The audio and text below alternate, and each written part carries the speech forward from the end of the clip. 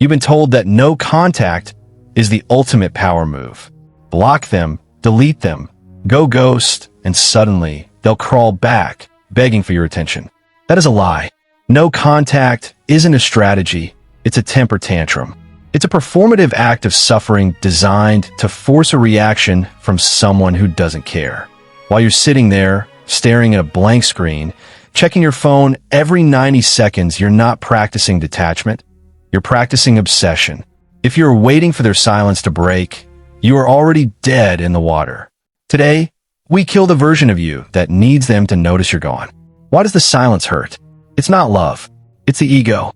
You view their silence as a verdict on your worth. You think if they aren't reaching out, it must mean I didn't matter. This is the trap. You have externalized your value. You have handed the keys to your emotional kingdom to someone who clearly isn't a good steward. In modern dynamics, silence is often weaponized. It's a tool for gaslighting, for keeping you in a state of perpetual, anxious uncertainty. When you play the no-contact game, you're playing by their rules.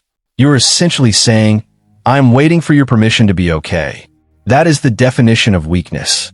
The moment you decide to go no contact to get a result, you've lost. You've admitted they still own the real estate in your mind. Stoicism isn't about being a robot. It's about being a fortress. Epictetus didn't tell us to hide from the world. He told us to stop begging for its validation.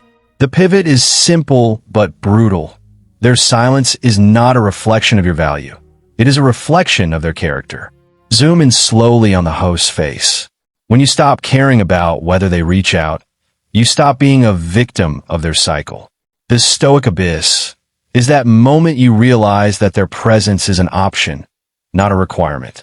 You aren't no-contacting them to hurt them. You are simply moving on because you have higher-order concerns. When you truly reach this state, the game ends. Not because they come back, but because you stop looking for them.